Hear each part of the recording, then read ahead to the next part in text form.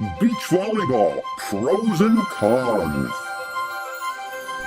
Hey there, all you volleyball players. This is Keith. I'm on location today at Lakefront Promenade Park in Mississauga, home of these brand new beach volleyball courts, still under construction. Now, in today's video, I'm going to go over some of the pros and the cons of this brand new facility. But keep in mind the recording date. It is August 1st. So some of the things I might list today could be fixed in the not too distant future. So that could change. So the recording date is important. At the end of this video, I'm going to go over some of the unanswered questions about this volleyball facility and these courts. So I'm going to pose some questions, unanswered questions that are still going to be in our thoughts and in our minds for the not too distant future. Anyway, having said that, let's get going.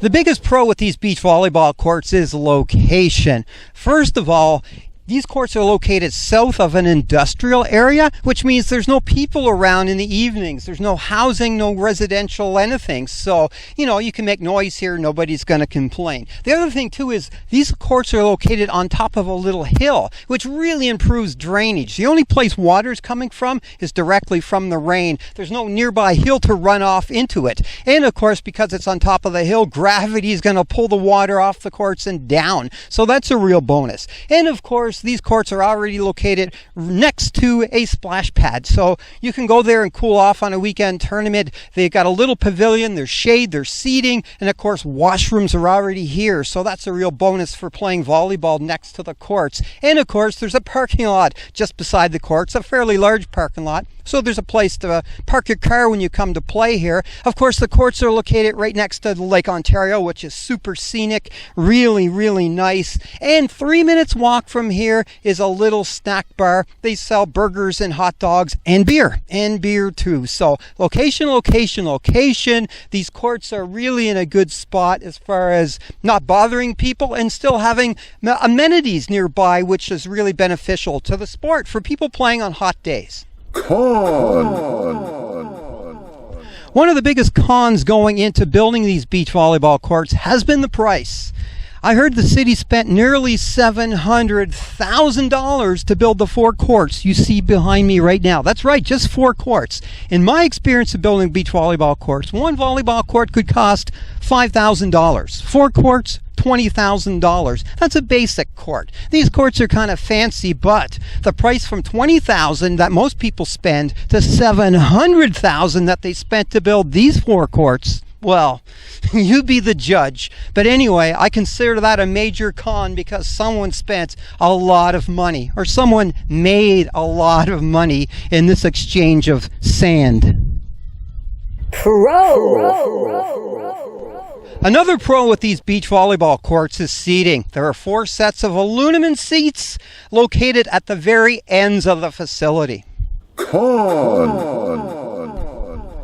Another con with these beach volleyball courts is the fact there's only 4 courts here. Only 4. It's really not enough. If you want to run a league or run a big tournament, you need 12 courts at least. 12 courts, 20 courts to make a really big, nice facility with lots of people. Building 4 courts, it's going to be okay for a pickup type of stuff, but anything else, it's just not big enough. Not enough courts. Another pro with this brand new beach volleyball facility is lighting. If you look on the very corners, you'll see tall towers with light standards on them. Yes, in the middle there's double lighting, so it goes east-west. There's lots of lighting for people playing late at night. This caters to volleyball leagues, of course, that operate till 10, 11 at night, or maybe even in May or September when the hours are short. Don't need them for weekend tournaments because you play in the daylight, but hey, it's cool to have. I know they're expensive to install, but at least the lighting is there for people playing late into the late night hours. Another real con with these beach volleyball courts is the lack of shade. If you look around the courts, there's nothing. There's nowhere to get out of the sun. So if you're playing in a weekend tournament, you start at 10 in the morning and you play for 8 hours, you're going to be in the sun the entire time, which is not good. Sure, down below there is a pavilion. It's away from the courts. You could sit there in the shade if you want, but you're not at the court level. You can't watch other games going on. So the only thing you can do is bring your own dinner tent or umbrella or something. Even sitting in the stands, there's no shade. It's going to be hot. You're going to dehydrate. So that's an important thing, to have shade. So far, there's no shade here. Another real plus with these beach volleyball courts is drainage. I was here as the courts were being constructed before the sand even went in. I can tell you that there is a row of pipes underneath the sand, pretty much in the rocks, which are designed to carry water away when it rains. Of course, the pipes run the length of the courts and they go down the side of the hill. You can't see them, but of course, if any water builds up on the courts, they flow into these pipes and away they go. So drainage here, a real plus. They did it right. Con. Another con with these beach volleyball courts is the lack of water up here at court level. You know, I think of hot summer days, the sand gets boiling hot. You know, it's great to take a hose down the sand so it's cooler on the feet. You're not burning your feet. But up here, nothing. There's no water. Sure, down below there is a splash pad. You can go for a drink or something or cool off. But up here, it's going to be blazing hot with no way to cool the sand down. And I know from my experience of running tournaments, people's feet start burning and the next thing you know, they can't play anymore. So kind of important to have water up at sand levels so you can cool down, maybe even take a quick drink now and then.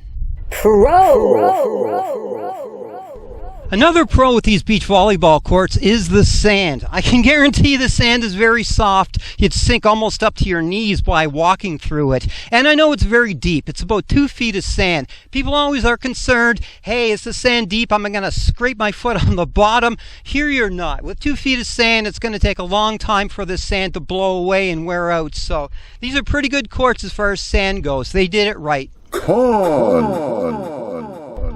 Another con with these beach volleyball courts that's not instantly obvious is the fact that the poles are a little too close together. Well, you can't see it, but the poles are 29 feet apart. A lot of volleyball nets, 32 feet long, 30 feet long, some of them, which means it's not going to fit here. So the only net that's going to fit is 28-foot net, a small net, which is made for the doubles game, an 8x8 boundary. I know a lot of people play co-ed sixes. A 9x9 boundary will fit right up against the poles, and if you bring a net that's too long, it's not going to hang between these two poles. It's going to be way too long and you're going to have to wrap it around. So it's a real con having the poles so close together, but it's made for the doubles game and the 8x8 courts. Another bonus with these beach volleyball courts is the fact that each court is independent from the other courts. Simply put, each court has its own set of 2 poles, and there's about a 5-meter distance from one court to the other. So when you're playing here, what happens on another court won't affect your court quite as much. Con.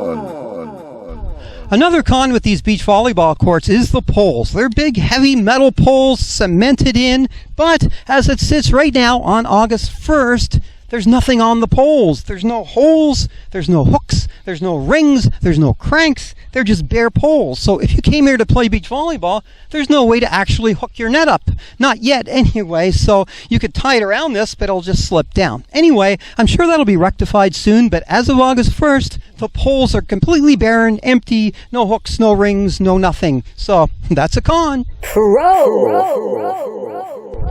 One final pro with these beach volleyball courts is the space of the playing area outside of the courts.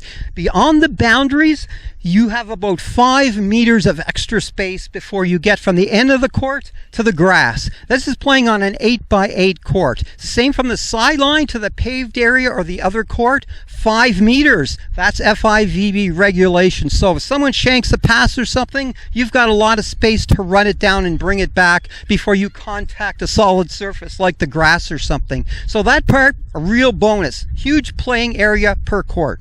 Con. The biggest con I see so far with these beach volleyball courts, this new facility, is the lack of a barrier around the courts. You know what I'm referring to? I'm talking about a fence or a net that stops the ball on the court from rolling down the hill and into the parking lot or Lake Ontario or behind me onto the roadway that's coming into the park.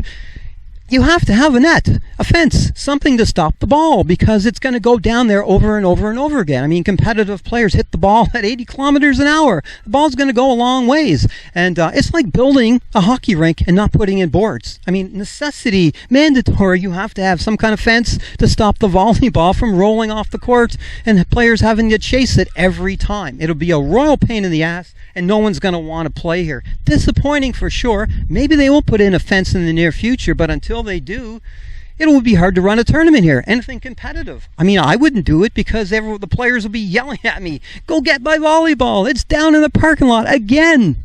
That's just how it is. It's a real con. It's the worst part about these courts considering the money they put into it. A fence, it's got to be here. Mandatory. Beach volleyball, pros and cons. Now it's time for me to pose some of the unanswered questions about these beach volleyball courts. And of course, keep in mind the date, August 1st. So these questions are unanswered as of August 1st, 2016. The first question, how effective will these lights be when playing at night? Question 2, who will be allowed to use these courts in the summer of 2017? Question 3, will the city leave nets up here 24/7 so people can just show up and play pickup anytime they want? Or will people simply have to show up with their own nets and boundaries, set them up, take them down every time they show up here to play?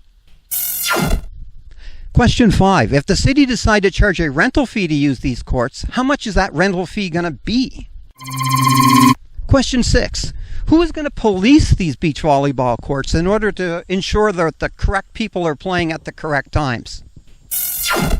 Question 7, will the city groom and maintain these courts on a regular basis? Beach volleyball, pros and cons. Beach volleyball, pros and cons.